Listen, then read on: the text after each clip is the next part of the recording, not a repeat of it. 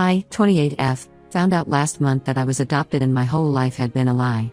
I grew up as an only child with my parents Mark, 58M, and Sarah, 56F, in a fairly normal middle-class household in Michigan. We weren't super rich, but we weren't struggling either. My dad worked as an accountant at a big firm and my mom was a high school teacher. My childhood was pretty good. I had everything I needed, my parents supported my education, and I never felt unloved. Growing up, I always noticed that I didn't look much like either of my parents. They both had blonde hair and blue eyes while I had dark hair and brown eyes. My mom used to joke that I was her mini carbon copy of my grandmother, my dad's mom, who had passed away when I was a baby. They even had these old black and white photos of her with dark hair and eyes that they would show me whenever I asked about it. Looking back now, I realize those photos could have been of anyone. They were so old and grainy you could barely make out the features. Every time we had biology class in school and learned about genetics, I would come home confused about how I got such different features from my parents. They always had an explanation ready. They said their grandparents had dark features, and these things sometimes skip generations. I believed them because why wouldn't I? They were my parents and I trusted them completely. When I was 16, I had to do a family medical history project for school. My parents were weirdly vague about everything. They kept saying things like our family was blessed with good health and there wasn't much to report. When I pressed for more details, my dad got irritated and said some families just don't keep track of these things. I remember feeling embarrassed in class when I had the shortest family medical history presentation. Last month changed everything. My parents decided they wanted to downsize since they were getting closer to retirement age. They planned to sell our childhood home and move to a smaller condo. Mom asked me to help her clean out the attic since there were decades of stuff stored up there. While she was going through old clothes, I was sorting through boxes of paperwork and photos.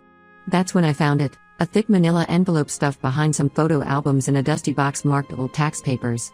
Inside were adoption papers from an agency in California. The papers showed I was adopted when I was 6 months old. But that wasn't all. There were dozens of letters from someone named Maria, my biological mother. The letter started from when I was a baby and continued until I was around 5. She wrote about how much she missed me, how she hoped I was doing well, and how she looked forward to maybe meeting me someday when I was older. My hands were shaking so bad I could barely read the letters. Everything started making sense, why I looked so different, why they were always vague about family history, why we moved states when I was young. I confronted my parents right there in the attic. Instead of apologizing or trying to explain, they got defensive. Mom started crying and saying I was never supposed to find those papers. Dad got angry and started yelling about how they were my real parents, not some teenager who gave me up.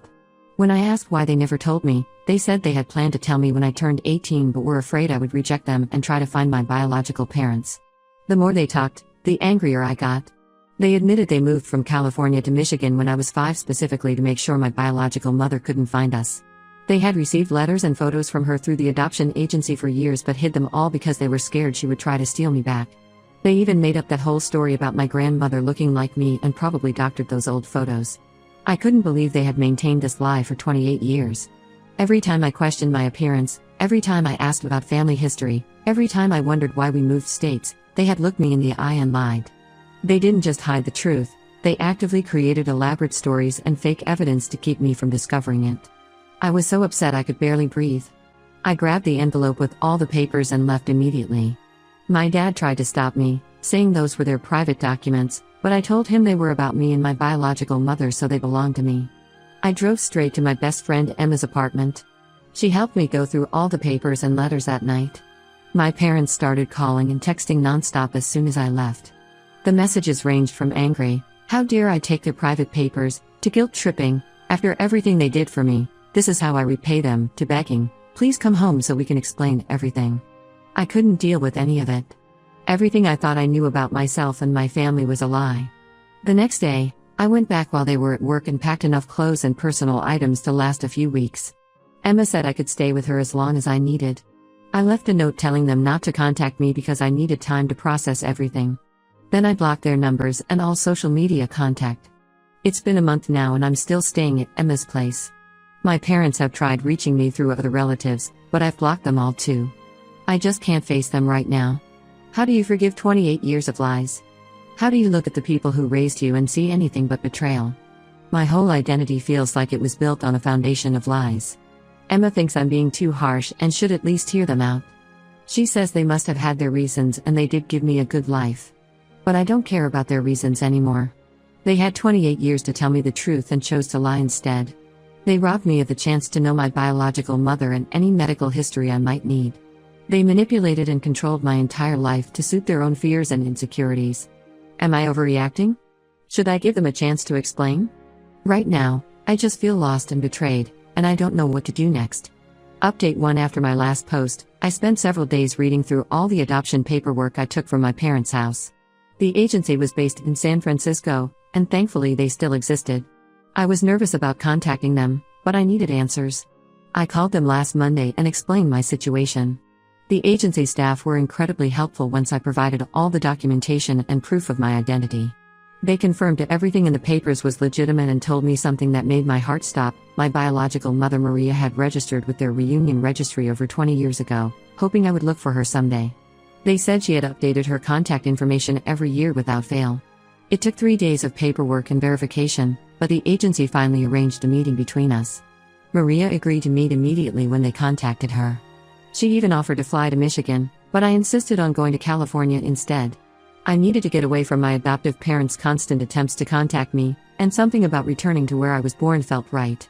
Emma came with me for support. We flew to San Francisco last week, and the agency arranged for us to meet Maria at their office. Walking into that meeting room was the most surreal moment of my life. Maria stood up when I entered, and it was like looking in a mirror.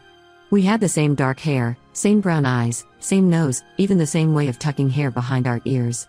She was crying before either of us said a word. She hugged me, and for the first time in my life, I felt like I physically belonged to someone. Growing up, people always commented on how I looked nothing like my parents. Now I knew why. Maria told me her story over lunch. She was 16 when she got pregnant with me. Her parents were strict Catholics and refused to let her keep me. They sent her to live with an aunt during the pregnancy to avoid scandal. She wanted to keep me but was essentially forced into giving me up. She chose my adoptive parents because they seemed kind and promised to maintain contact through the agency. For the first 5 years, she sent letters and photos every month. The adoption agency confirmed this. She never missed a birthday or Christmas. Then suddenly, all her letters started coming back. The agency couldn't reach my adoptive parents. They had moved without leaving a forwarding address. Maria tried everything she could to maintain contact within the legal boundaries of the closed adoption, but my adoptive parents had effectively disappeared with me. The biggest shock came when she told me about my siblings. After she finished college, Maria married a man named David who fully supported her desire to find me. They had 3 kids together, Michael, 24M, James, 21M, and Sophia, 19F. David had passed away from pancreatic cancer 5 years ago. When I heard about the cancer, I felt sick. That was exactly the kind of medical history I should have known about. Maria had told all 3 of my half-siblings about me years ago. They grew up knowing they had an older sister out there somewhere. She showed me pictures of them on her phone. Michael and James looked so much like their dad, but Sophia looked just like us. It was overwhelming to suddenly have 3 siblings after being an only child my whole life. Just when things were going well, my adoptive parents somehow found out I was in California. Emma thinks they must have tracked my credit card usage. They showed up at my workplace back in Michigan, causing a huge scene when they couldn't find me. My dad was apparently yelling about ungrateful children while my mom was crying hysterically. My coworkers had to call security to escort them out. My boss called to tell me about it and was incredibly understanding when I explained everything. She gave me an extra week of emergency leave to sort things out.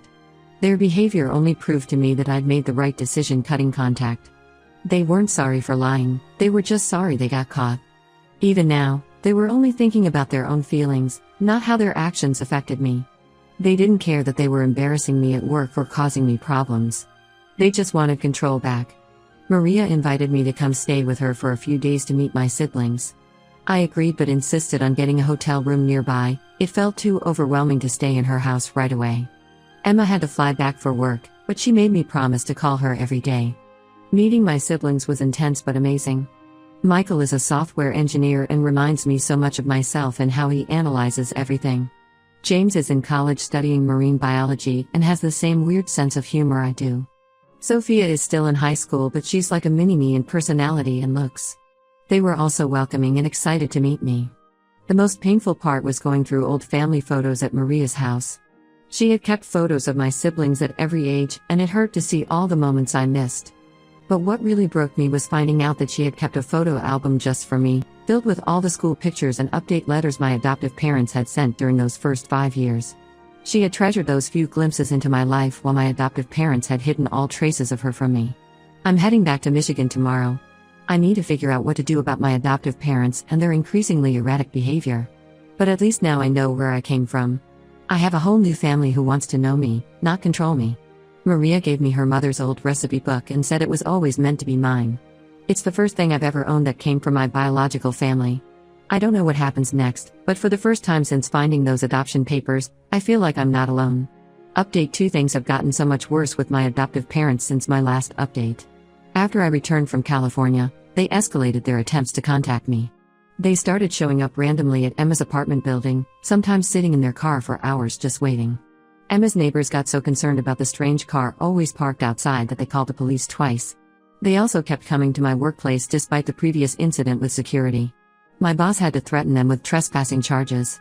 They even somehow got Maria's contact information and started harassing her through phone calls and emails.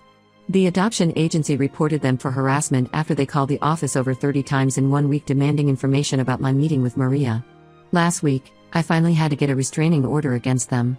The judge granted it immediately after seeing evidence of their harassment, hundreds of calls, emails from different accounts after I blocked them, messages through distant relatives, showing up at my workplace and Emma's home. The hearing was awful. My mom cried through the whole thing while my dad tried to tell the judge I was being manipulated by my biological mother. Thankfully, the judge saw through their behavior. But the worst revelation came 3 days ago. My adoptive parents' house finally sold, and they were doing final cleaning before the new owners moved in. My dad's sister Linda called me. She's the only relative I still talk to occasionally because she's been respectful of my boundaries. She helped them pack up the basement and found something disturbing. Hidden behind some old storage boxes was a large plastic tub filled with letters, cards, and photographs. They were all from Maria, sent consistently every year on my birthday and major holidays. The letters dated all the way up to my high school graduation. She had never stopped writing to me like I thought. My adoptive parents had just hidden everything. Linda sent me photos of some of the contents. There were school photos of my half-siblings with notes about how they were excited to meet their big sister someday. There were letters about family medical history, including warnings about the cancer risk from my biological father's side. Maria had even sent handmade birthday cards every year, each one saved with a little note about hoping I'd get to read them someday. My adoptive parents had stolen so much more than I realized. They didn't just hide my adoption, they actively worked to erase any trace of my biological family. All those years Maria tried to maintain a connection, tried to share important information about my siblings and medical history, and they just shoved everything in a box in the basement. I called Maria and told her about the letters. She broke down crying. She had worried for years that something had happened to me because the letters stopped being acknowledged. The adoption agency told her I was alive and well, but she couldn't understand why I never responded to any of her attempts to stay connected as I got older. Now we know, I never even knew those attempts existed. My adoptive parents tried to say they kept everything just in case I ever wanted to know about my biological family. But if that were true, why hide it all in the basement? Why not tell me about it when I found the original adoption papers? Why make up lies about Maria abandoning contact when they had a box full of proof that she never did? I've been spending more time with Maria and my half-siblings. They've been amazing through all of this. Michael even offered to help me set up security cameras at my apartment in case my adoptive parents violate the restraining order. Sophia sends me funny texts every day to cheer me up. It's strange how natural it feels with them, even though we've only known each other for a few months. Linda told me my adoptive parents are moving to Florida next month. Apparently, they finally realized I'm serious about cutting contact. Part of me feels guilty. They did raise me and give me a good life. But every time that guilt creeps in, I remember that box in the basement. I remember all the lies, the fake photos, the made-up stories. I remember them trying to make me feel crazy every time I questioned why I looked so different from them. They had nearly 3 decades to tell me the truth. Instead, they chose to lie and manipulate and control every aspect of my identity. Even now, they're not sorry for what they did, they're just sorry they got caught. If I hadn't found those adoption papers by accident, I might have gone my whole life never knowing the truth about who I am. I have an appointment with a therapist next week. Emma thinks it will help me process everything. I'm still trying to figure out who I am without the lies I was raised on. At least now I have my real family history, even if it came 28 years late. Update 3: It's been half a year since I discovered the truth about my adoption, and life has changed completely. My adoptive parents finally stopped trying to contact me after the restraining order. They sold their house and moved to Florida last month to live near my dad's sister Linda. She told me they bought a condo in a retirement community and are trying to start fresh. Part of me is relieved they're so far away now. The relationship with my biological family has grown stronger than I ever imagined possible. Maria and I talk almost every day, and my half-siblings have become a huge part of my life. Michael helped me find a better job in my field that pays more and even has an office in San Francisco, so I can transfer there if I want to be closer to them. James sends me weird marine biology facts every morning. Apparently it's a tradition he has with all his siblings. Sophia and I have weekly video chat sessions where we just talk about life, and it's amazing how similar we are despite growing up apart. I got married last month to my long-term boyfriend Tom. We had been planning a big wedding for next year, but after everything that happened, we decided to have a smaller celebration sooner. Maria walked me down the aisle, which felt absolutely right. My half-siblings were all part of the wedding party. Sophia was my maid of honor, and watching her give her speech about finally having her big sister in her life made everyone cry. The hardest part was not having my adoptive parents there. Despite everything, they raised me for 28 years. But I couldn't have them there, not after everything they did. Linda came to represent their side of the family, and she understood why her brother and sister-in-law weren't invited. She brought me my grandmother's old pearl necklace as a wedding gift, saying regardless of biology, I was still her niece. Maria gave me a gift that broke me down completely. She had made a photo album of my life from all those letters and photos she'd sent over the years, the ones my adoptive parents had hidden in their basement. She had kept copies of everything. Seeing those photos side by side with photos of my siblings at the same ages was surreal. There was no denying we were family. Some days I still feel sad about losing my relationship with my adoptive parents. They weren't awful people, they gave me a good life and I know they loved me in their own way. But their love was possessive and controlling. They let their own insecurities and fears destroy our relationship. Instead of trusting that I could love both them and my biological family, they chose to build a wall of lies that eventually came crashing down. I've stopped going to therapy because I feel like I've processed most of my anger now. I'm not angry anymore, just disappointed. They had so many chances to tell me the truth, but they chose lies every single time. Even when confronted with evidence, they tried to justify their actions instead of apologizing. Tom and I are talking about starting our own family soon. Maria has been amazing, sharing all our family's medical history and helping me understand where I came from.